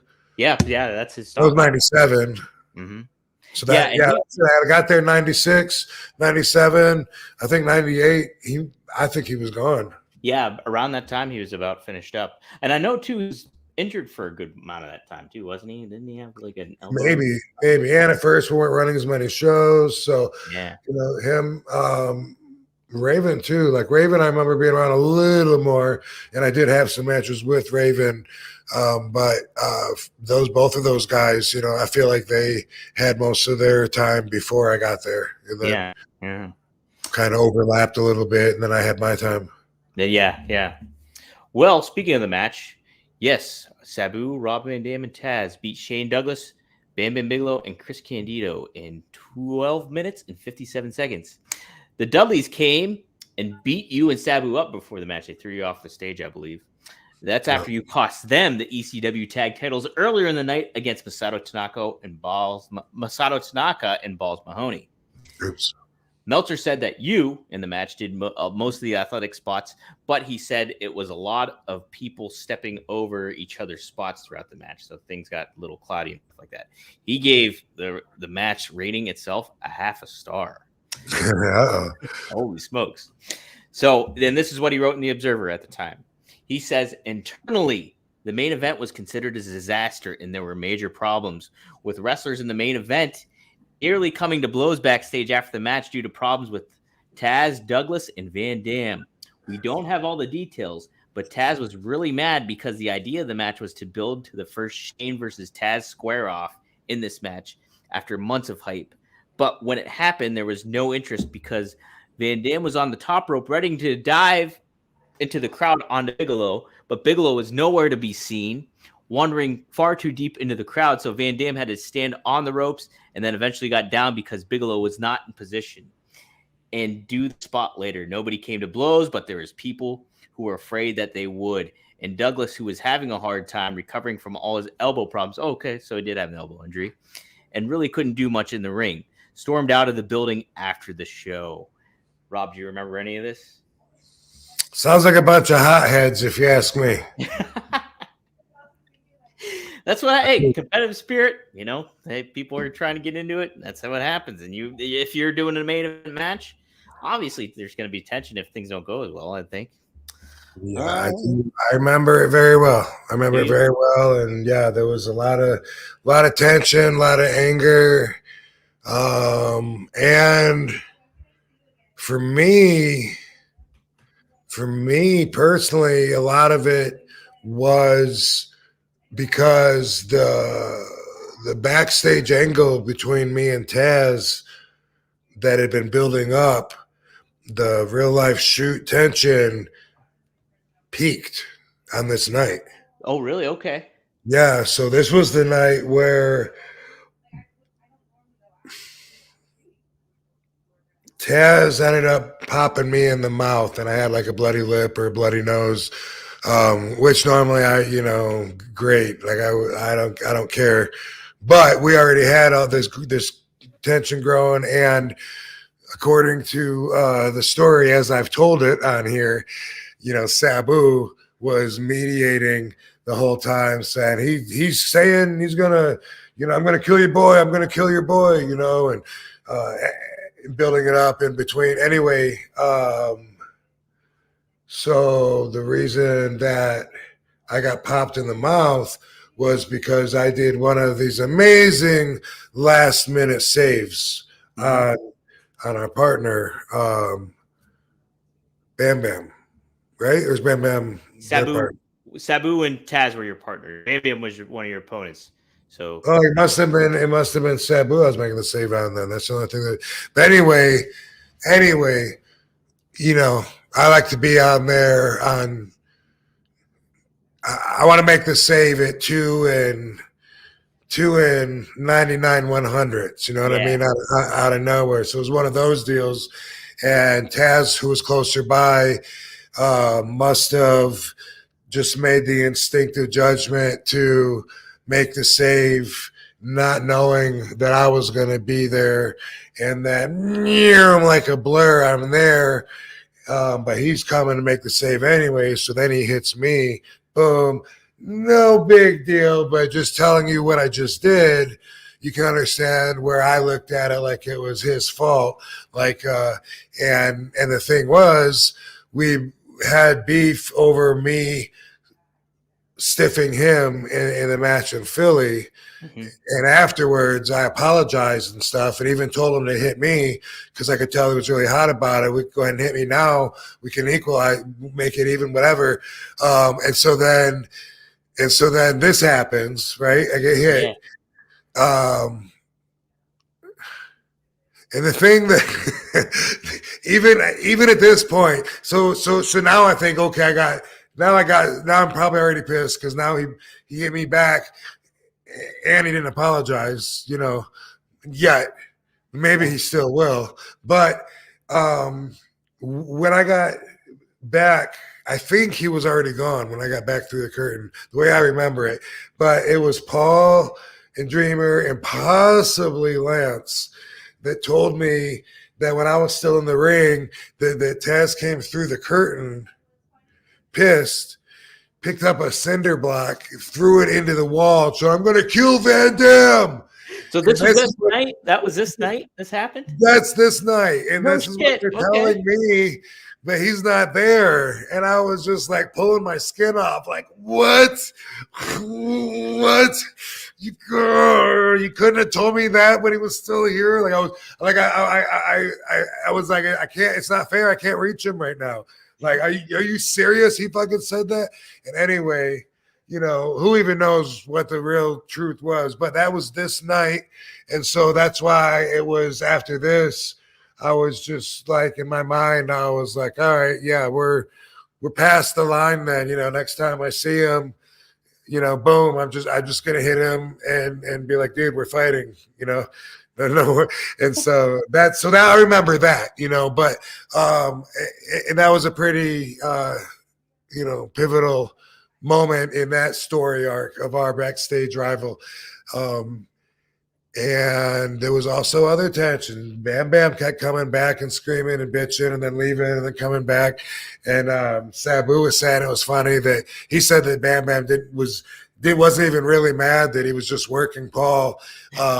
And gave me a whole different light on it, because he said that he kept going out and well, hell, he's not around anymore, I guess I can tell you, but he said he was going out and doing bumps and kept coming back in, and he would continue the argument. That's fucked up, Paul. That's fucked up. We can't even count on that. And he'd like, bam, and he'd like leave. And I remember that. He'd be like, bam, like slam and be storm off, and shit. And everyone was pretty heated up after the match, and not all for all the same reasons. Wow, how about that? And like at this time too, Bam Bam was trying to get a big contract deal with one of the other companies, whether it was WWE or WCW, apparently, and he was on his outs at this point too. So I don't know, it adds another element to it. Wow, how's about that? Oh, what a note, Weber to remember indeed, huh? So another match that occurred on this was Tommy Dreamer. He had a mystery partner and ended up being the aforementioned on earlier episodes, Jake Roberts, as they beat Just Incredible and Jack Victory. Roberts reportedly arrived only minutes before the match and didn't have even time to put gear on. But in the match, Jack Victory actually broke his leg and couldn't do spots. So Credible, who apparently Heyman was protecting at this point, had to take the pinfall after being protected for the months. Was this your first experience with Jake Roberts at this time?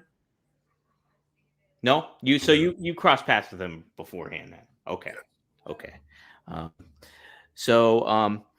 Going back to this, how about just Incredible as a top heel for the company? Was this something that you could see as viable? Like, did he kind of fit the bill in that way? Would he have made a good complementary opponent to you in the long run too? Just Incredible. I think that I could have a good match with anybody. At least that's what I believed about myself and what my goal was. You know, it's funny that you asked that specifically because Justin Credible did not have the confidence to think that he and I would have a good match, and he would often say that to me. He'd come up and he'd say, man, you think you and I would have a good match? Like, no, never mind. I'm not that good. I can't hang with you, man. I don't know, man. What do you think? I suck, man. I don't think I'm going to be able to, I don't think I'm going to, I'll be like, dude, what are you talking about, man? Relax. See, dude, I work with guys that have half the talent that you do, make them look good. And that happened several times where he would say that. And I guess maybe it was because Paul was talking to him about building him up into being that top heel position. I didn't really see it myself, and that's not a knock on him, but it is saying that I didn't think that his specific star power was enough for what I thought the image of the company should be, but that's really a uneducated view, like Paul would have probably brought in stars anyway to be in his gang and his clique or to work with them or whatever. Like I doubt that Paul would have left that gap open. It's just that I didn't understand that at the time. So for me, I would have thought maybe, hey, how come the focus isn't going on a different direction where we can get a star that shines back on us. Yeah. I remember too at the time, like tuning in around like 2099, around that juncture, like you were the top star in my eyes. And then there was Taz was on his way out. He was already done at this juncture. But then I remember always thinking that you, Just Incredible, and I'm trying to think who else was Sabu, obviously, but you guys were like the top guys at that time. It kind of felt like to me. And then kind of thinking back to, I remember the Incredible working match with Scott Hall and ECW for a cup of coffee and certain aspects like that. So I think they were kind of positioning that, but definitely like as a fan at that juncture, I definitely thought you guys were like the top echelon of those guys. So I don't know what big stars I even had in mind. I always thought it was cool when we could associate someone with ECW that's, like Rick Rude, Sid Vicious, so sometimes guys like that, like that I was fans of anyway. But I guess no one really stuck around. So it was mostly, I guess, Paul using the affordable talent and making the most out of them while getting the proper rub from the veterans. So, with that in mind right now, I guess I can see Just Incredible being the centerpiece because he had the clique around him. You know what I mean? Jason, and Francine and Lance Storm. And so I could see where you could definitely put it all back on him. Why not? Yeah. Well, we'll finish up here, but you did mention some bringing in veteran talent. How was it working? I hope he fucking can keep his nose clean too. By the way, dude, like every time he makes the news, it's something about him fucking up again,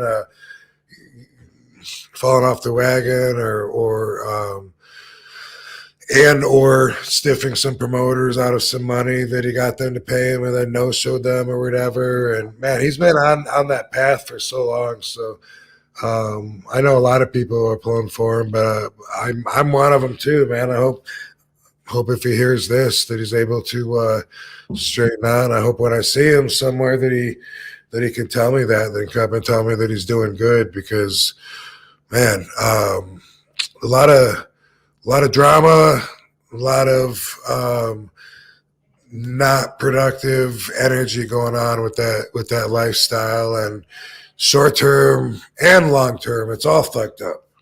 Yeah. And I've heard him in interviews before and stuff like that, and he's got such a good mind for the business and stuff. And it's just, I want to see it. I would love to see him like kind of get on the straight and narrow, you know? Yeah. Definitely pulling for him for sure. But yeah, speaking of some veterans, how was it having like somebody like Jake in there too, like show up, Jake Roberts being there, and in the mix of ECW? So I don't even remember necessarily talking to Jake or which show he was at. Which show was it? This was November to Remember, so he was tagging with Tommy Dreamer at this one. Which November to Remember? This one, 1998, the one in New Orleans. Oh, right. Okay, yeah. Gotcha. And Alice Cooper was there, right? No, that was WrestleMania. That was WrestleMania. Didn't Alice Cooper and Jake the Snake do something? No, I've known Jake for a while. Like I met him when I was doing indie shows. I was promoting indie shows. So when I left WCW in '93, I became partners with an already in progress production. I just walked in and became half partners and ended up doing the footwork to get sponsors to give money to promote the show and everything. And it was really cool. And that was 93, 94, me and Greg Price, All-Star Wrestling.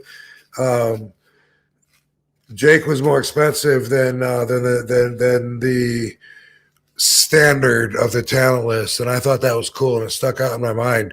That money nowadays is nothing. It's hard to believe that he worked for that back then, you know, but that's inflation, I guess, and that was, 30 years ago. Yeah. Oof. But so one thing that I remember watching, I'm pretty sure it's Washington, North Carolina, we're doing this show for the Police Athletic League.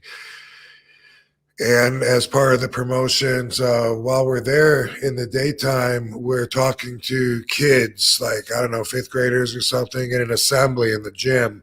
And there's me and I think Bambi, Selena Majors was there. Mm-hmm. And I think Scotty Riggs was there, and a midget, and Jake the Snake. And anyway, we're talking to these kids, and the midget's up there, and kids are, how about can you bench press? And he's saying, he bench pressed 500 pounds. And I'm thinking, he didn't bench press 500 pounds. Look at that little motherfucker. He's lying. Ain't no way I believe that. And Scotty Riggs goes up there, and he's like, hey, you got to get good grades in school, and then you can do whatever you want as an adult. Yay. And then I went up there and, said, I used to daydream, about being on television and being a superhero. And look at me now. I'm like, yay. And anyway, I don't know if you know where this is going or not. Oh, yeah. You said you've told this story about him. So Jake the Snake goes up there and he's like, hey, how's everyone doing? And he's like, you remember seeing me on TV? Remember when I brought the snake, Damien, and I'd pull him out of the bag? Like, yay. And he's like, that was a lot of fun. And I was like, I wonder if fifth graders really remember the snake, But and anyway, yay. And he said, that was a lot of fun, huh? Seeing me on TV with the snake and having a good time. Yay. And then he goes, I wish I could remember it. And I got like really quiet. And then pretty soon he starts talking about how lucky he is that to still have his wife Cheryl, who's standing right over there against the wall, that stuck with him through all the times when he didn't come home because he was too busy doing coke with whores in the hotel rooms. And, and his speech was like so fucking strong for fifth graders. That's the first time I remember meeting Jake. You know, I was just like, wow. Damn, Jake. He's intense as fuck. Those kids straight. Yeah. How about that? Well, apparently too at this so Heyman wanted to actually get Vader to be Tommy Dreamer's partner at the time. Oh, cool. Yeah, but Vader turned it down, saying that he brought it up to Stan Hansen, who thought it wouldn't be a good idea politically for him in Japan. Vader and Heyman spoke about doing occasional appearances for the company in 1999 as a recurring character. So to your point of like them bringing in some veteran guys, what do you think Stan meant about it, like it being a bad political move for Japan? My only guess, I don't know. I'm guessing. I can't. This doesn't even make sense. But my first thought, what that translated to me was that maybe they, and why I don't know, but maybe they wanted Vader to do a job. You know, like I could see him beating Dreamer, and then out of a surprise, turn around and Spike Dudley kicks him in the nuts and hits him with the acid drop, because that's what Spike would do to the bigger guys, you know, and get into a man gang and Kamala. I think everyone that. So I could see them having an idea, something like that, the way that the show overall would be presented, like especially on a pay-per-view, you know, to have a run in and have the show build like that. It's a total guess that, you know, maybe Stan was talking about some money that they were making with an angle, working each other in Japan, and that he thought might get hurt if Vader was to do a job. That's my only guess. Yeah, okay. Well, that makes a lot of sense, though, too, to that point. And funny you mentioned Spike, because on this pay-per-view, he actually wrestled Mabel and did exactly what you talked about. He kicked him in the nuts and gave him the Dudley Death Drop or whatever, and got the win. Yeah, makes sense. So that was probably going to be Vader if Vader agreed to it. Right, exactly. But that kind of wraps it up, Rob, for November to Remember 1998. How much was this? This obviously was a pretty memorable pay-per-view for you because of all the stuff that happened afterwards. Yeah. How about that? Cool. Yeah, man. Also, that was a different time in New Orleans.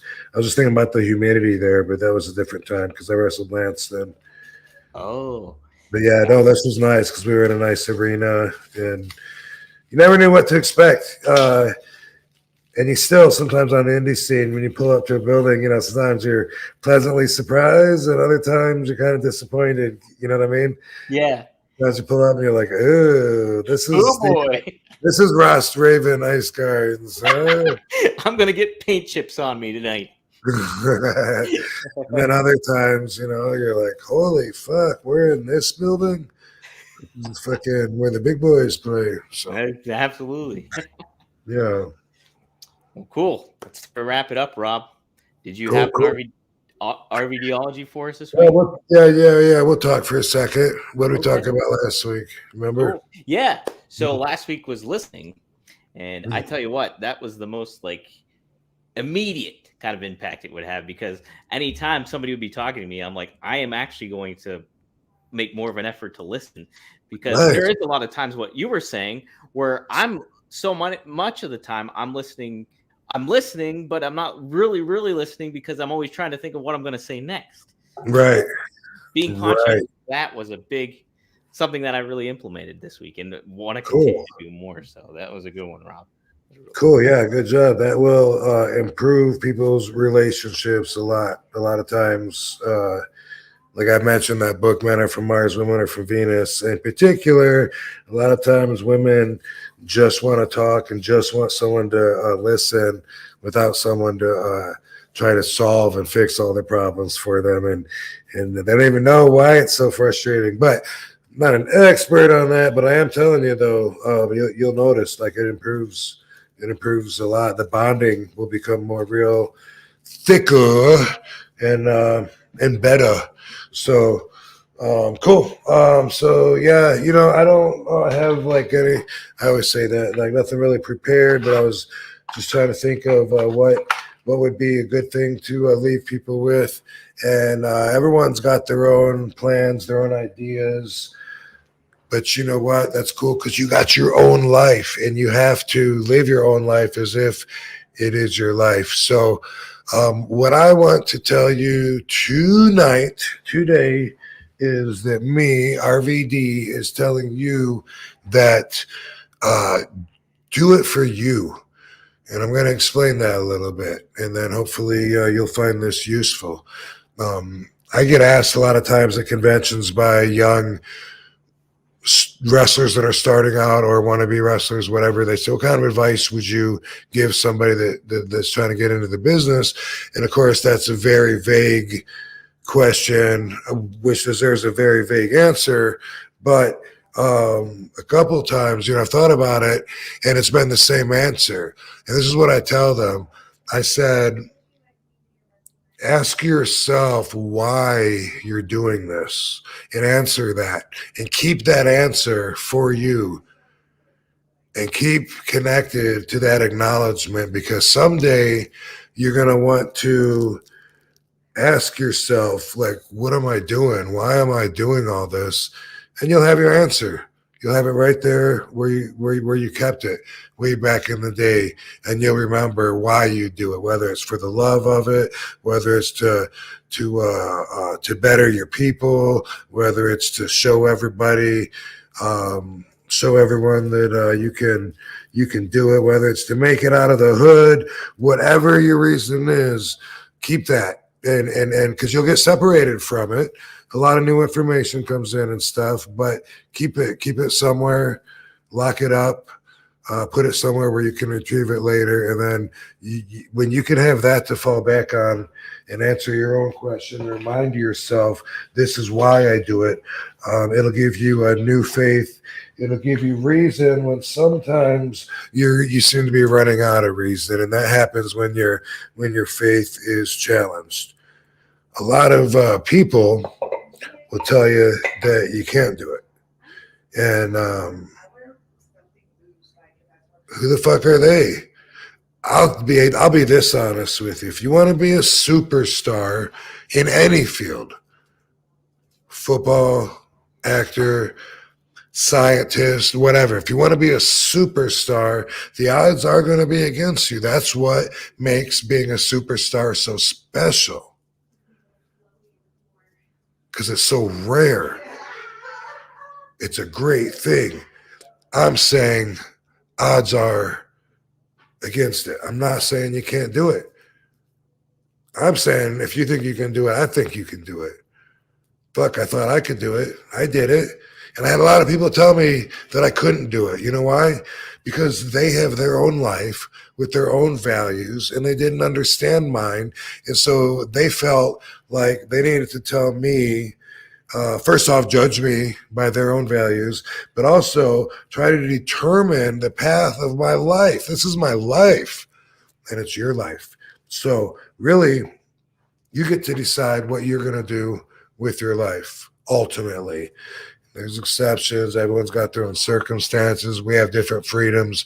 But ultimately, when it comes to making these decisions, think of who you respect if you want to listen to advice. A lot of the people might tell you, like, no, you're not going to do that. Give up on that.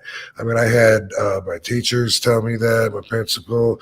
I had wrestlers tell me I wasn't going to make it in the business. I obviously didn't focus on them. I wanted to prove them wrong, but did I do it for them? No, I did it for me. And once you do something for you, something really big and strong, something that you believe you can do and other people don't believe you can do, and you go ahead and ignore them and you do it anyway, you have such a better position in life. You know why? You've proven yourself to you. Now you got all these losers around you that have never done that. They don't have that experience. They don't have that perspective.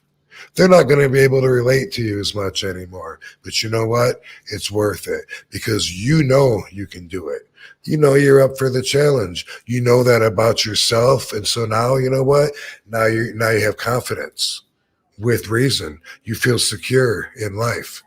Now you don't have to be in that position as everyone else where you're all competing to try to find the same answers to questions that you think you're supposed to know the answers to, things that you don't even know what the fuck you're talking about. You know what? Let everyone else compete in the rat race. You do you and do it for you.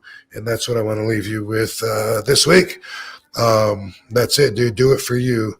And RVD told you, if you think you can do it, then I think you can do it too.